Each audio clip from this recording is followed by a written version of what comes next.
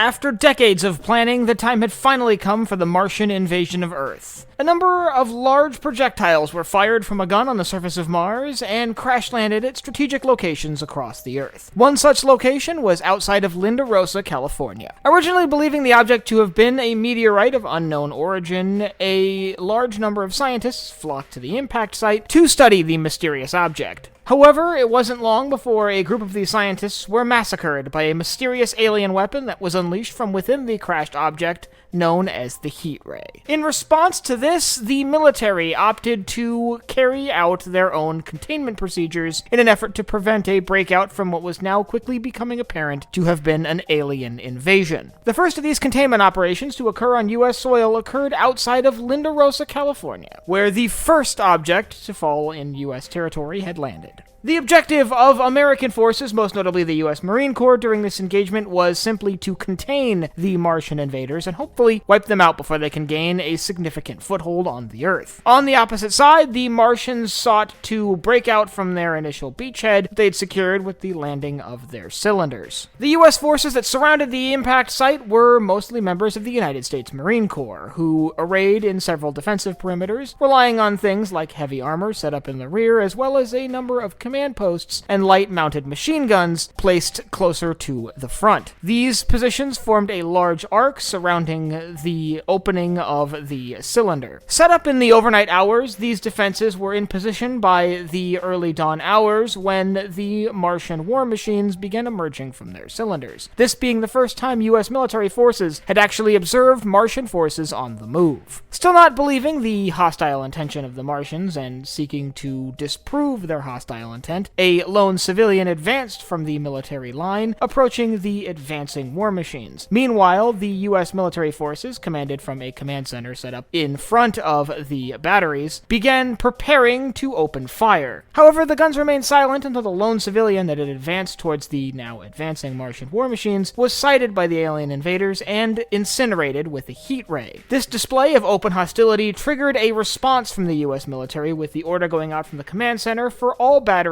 to open fire. As a result, a number of heavy howitzers and heavy armored units placed near the rear opened fire, as well as a number of mortar units, which also began bombarding the Martian war machines. Similarly, in the front lines, a number of heavy machine guns placed in dugouts and trenches also opened fire on the advancing Martian invaders. With this withering fire coming in, the Martians briefly paused their advance, instead taking shelter under their energy shields, which deflected all of the munitions fired at them by U.S. forces. This bombardment continued for several minutes before the Martians began returning fire. The Martian war machines discharged heat rays and death rays into the waiting U.S. military formations. The heat rays lighting fire to any entrenched U.S. position and forcing infantry to scatter or retreat, while the death rays made quick work of any enemy armor, simply causing it to cease to exist. While the U.S. forces continued firing for several minutes, it quickly became impossible for them to return fire under the intense strain put on their units by the advanced alien weapons. It wasn't long before the order was given for the command post located near the front to be evacuated and for units to begin making their way out of the combat zone, setting up a second line of defense further back from the advancing Martians. Meanwhile, it's around this time that strike forces from the U.S. Air Force were called in to assist the Marines that were now withdrawing. However, just because human forces were evacuating didn't mean that the Martians ceased their barrage. The heat rays and death rays continued to rain down on the retreating U.S. military forces, which faced annihilation even as they attempted to flee from the battlefield. The end result was a chaotic rout as U.S. forces attempted to flee the range of the advanced Martian weapons. As U.S. forces were withdrawing, a flight of U.S. Air Force fighter bombers approached the combat zone. Sweeping in, however, they were ineffective against the Martian war machines, being blasted from the air, with their weapons failing to penetrate the advanced shielding around the Martian war machines. With U.S. forces now in total retreat, the Martians resumed their advance, now over the dead and empty battlefield. With U.S. forces forced to withdraw from their defensive positions and the Martians now having free reign across the California countryside, the battle concluded in a firm Martian victory. This is just one of the many battles that occurred between Martians and humans in this version of the War of the Worlds. If you'd like to see how this kind of engagement would play out in a different version, the 2005 Spielberg version, I'll leave a link in the upper right-hand corner to my battle analysis on the Hilltop battle as we see it in the 2005 version of the War of the Worlds. And if you have any other engagements you'd like to see covered in in future episodes of Battle Analysis and add it to the archive, you can let me know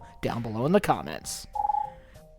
Last but not least, if you enjoyed this video, head down below, hit the like button, the subscribe button, and the bell icon so you get notified when I upload new videos. So for Sci-Fi Deep Dive, I'm Colin, and I will see you next time.